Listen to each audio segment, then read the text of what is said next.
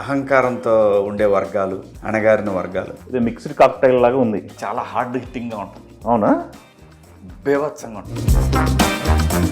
పుట్టుక గురించి మాట్లాడుతున్నారు, చావు గురించి మాట్లాడుతున్నారు. అన్ని ప్రాంతాల్లో జరిగినవి కొన్ని ఉంటాయి దీంట్లో. ఈ రెండిట్లో మీకు మనసుకు దగ్గరైన క్యారెక్టర్ అంటే ఏం చెప్తారు? ఒక ఆర్టిస్ట్ని ఎలివేట్ చేసే అంశాలు.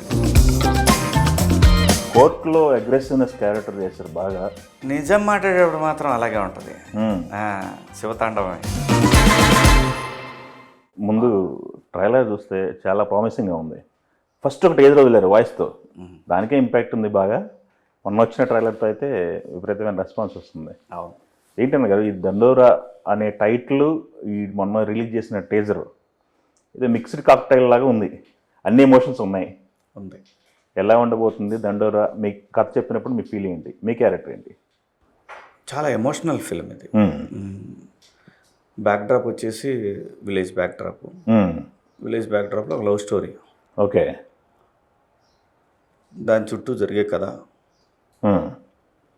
దాంట్లో కుల ప్రస్తావన ఏదో తెచ్చినట్టున్నారు కదా స్టార్టింగ్ నేను చెప్పనా, ఏ లవ్ స్టోరీలైనా ఆ రెండు ప్రస్తావనలు లేకుండా ఉంటాయా? ఆస్తి, డబ్బు, కులం ఇవి లేకుండా ఉంటాయా? ఉంటాయి. ఏ సినిమా అయినా సరే చెప్పు, అంతే. కాకపోతే ఏంటంటే కొంచెం రూటెడ్ ఎమోషన్స్ చూపిస్తుంది ఈ సినిమా. పల్లెటూరులో ఉండే ప్రతి వాళ్ళకి, నాకు తెలిసి ఎక్కడ ఏ దేశంలో ఉన్నాడైనా సరే ఒకసారి వాడి ఊరు, ఆ ఊర్లో ఉన్న ఎమోషన్స్, ఆ ఊర్లో వాడికి తాలూకు ఎక్స్పీరియన్సెస్, వాడు చూసిన మనుషులు, వాడు చూసిన మూర్ఖులు, వాడు చూసిన కులపిచ్చోళ్ళు, వాడు చూసిన అహంకారంతో ఉండే వర్గాలు, అణగారిన వర్గాలు, ఇవన్నీ కనపడతాయి. అన్ని ఎమోషన్స్ ఉంటాయి ఈ సినిమా. రూటెడ్ లెవెల్లో వెళ్ళాను కదా. ఎక్కడ స్టోరీ ఇది? మనకి మెదక్, తెలంగాణ బ్యాక్డ్రాప్లో. బట్ ఇన్సిడెంట్స్ అన్ని ప్రాంతాల్లో జరిగినవి కొన్ని ఉంటాయి దీంట్లో. బట్ ఎక్కడా కూడా కాంట్రవర్సీ అయ్యే విధంగా ఉండవు. ఆ కథలో ఇమిడి ఉంటాయి, అంతే. డిస్కసివ్ పాయింట్ అయితే ఎక్కువ ఉండదు, కాకపోతే ఇంపార్టెన్స్ ఉంటుంది ఖచ్చితంగా. ఓకే. అయితే దీంట్లో కొన్ని సన్నివేశాలు ఈ మధ్యకాలంలో వస్తున్నట్లు ఎక్కడో ఇన్స్పైర్ అయినవి, లేకపోతే ఎక్కడో జరిగిన ఇన్సిడెంట్, లేకపోతే స్టోరీలు తీసుకొని కథ అల్లుకోవడం జరుగుతుంది. ఇది రియల్ ఇన్సిడెంట్కి ఏమైనా సంబంధించిన కథ, లేకపోతే పూర్తి కల్పితాలేనా అని? అంటే ఇన్సిడెంట్స్ని బేస్ చేసుకొని చేసి ఉంటాడు అనుకున్నా నేను కథ. బేసిక్గా లవ్ స్టోరీ, దాని తర్వాత వచ్చిన అంశాల మీద ఎక్కువ ఎమోషనల్గా నడుస్తూ ఉంటుంది cinema. Okay. But at the same time fun ఉంటుంది, ఎమోషన్స్ ఉంటాయి, గుండెలు పిండే సిచ్యువేషన్స్ ఉంటాయి. ఓకే. దీంట్లో మంచి బరువైన డైలాగులు కూడా ఉన్నాయి. పుట్టుక గురించి మాట్లాడుతున్నారు, చావు గురించి మాట్లాడుతున్నారు. అన్నీ ఉంటాయి, అన్ని ఎమోషన్స్ ఉంటాయి.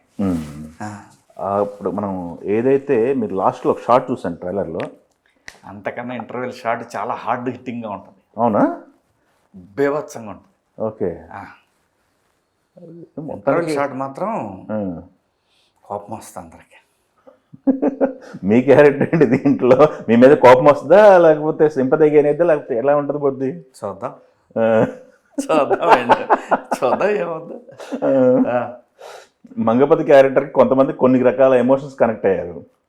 మంగపతి క్యారెక్టర్ని ఓన్ చేసుకునే వాళ్ళు ఉన్నారు, మంగపతి క్యారెక్టర్ని తిట్టిన వాళ్ళు ఉన్నారు. రెండు రకాలు ఉన్నాయి. ఇప్పుడు ఈ దండోరా నుంచి మీకు ఎలాంటి లవ్ వస్తుంది అనుకుంటున్నారు?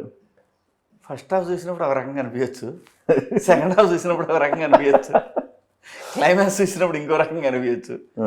సో ఉంటుంది, క్యారెక్టర్ చుట్టూ తిరుగుతూ ఉంటుంది సినిమా. ఎన్ని రోజులు చేశారు సినిమా ఇది? 15 రోజుల పైన చేశాను. అంటే విలేజ్లోనే మొత్తం అంతా విలేజ్. రియల్ మెదక్ వెళ్ళిపోయారా? ఓకే. ఎలా అనిపించింది వాతావరణం, మెదక్ వాతావరణం అంతా? చాలా కొత్తగా ఉందబ్బా సినిమాకి. ఇది వాతావరణం చాలా కొత్తది. ఓకే. ఆ లాంగ్వేజ్ ఏమన్నా మీరు?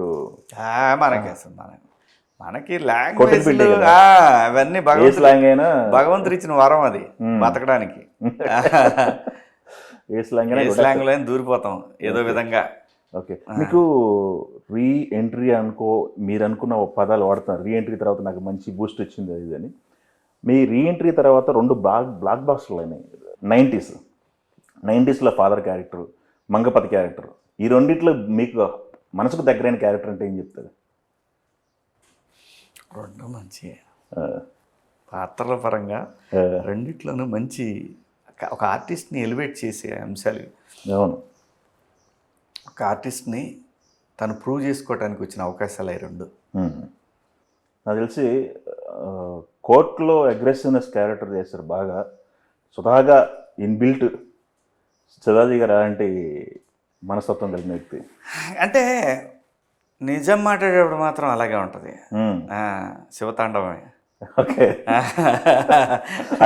అయితే 90స్లో క్యారెక్టర్ అనేది మీరు కొంత అడ్జస్ట్ చేయాల్సి వచ్చిందంటారా? 90s క్యారెక్టర్ అనేది ఒక నటుడిగా నేను దాంట్లోకి మారిన ఒరిజినాలిటీ అది కాదు కదా. రియల్ లైఫ్లో నేను కొంచెం అగ్రెసివ్గానే ఉంటాను. అంటే నా మాట తీరు అది కొంచెం గట్టిగా ఉంటుంది, గుచ్చుకుంటుంది. అలవాటు అంటే పెరిగిన నేపథ్యం, మా ప్రాంతం, ఆ భాష తీరు చాలా మార్చుకున్నాం. బతకాలంటే మార్చుకోవాలి, బతుకు మారుస్తుంది అన్నిటినీ. ఓకే, సో ఎక్కడైనా ఏదున్నా నా బౌండరీ అయితే నేను దాటను. అంతేగా, నేను ఎప్పుడూ దాటలేదు కూడా. నా పరిధి నేను గట్టిగా మాట్లాడతానేమో, కానీ ఆ మాట్లాడే దాంట్లో ఒక విషయాన్ని నమ్మారంటే గట్టిగా మాట్లాడతాను. కానీ ఎక్కడా కూడా తుళ్ళి బూతులు, పిచ్చ పదాలు, మనుషుల్ని కించపరచడం ఇలాంటివి నేను ఎప్పుడు చేయను. పర్సనల్ అటాక్ ఉండదు అస్సలు, ప్రాణం పోయినా ఉండదు. ఒకవేళ ఎక్కడైనా జారినా క్షమాపణ చెబుతా. ఎందుకంటే మనం నమ్మిన దాన్ని నిజాయితీగా చెప్పాలనుకోవటం నేచర్ అయితే, మనం తప్పు చేసినప్పుడు చెప్పడం క్యారెక్టర్. అవును, సారీ అండి పొరపాటున నేను దొల్లానని చెప్పడం అనేది క్యారెక్టర్. అది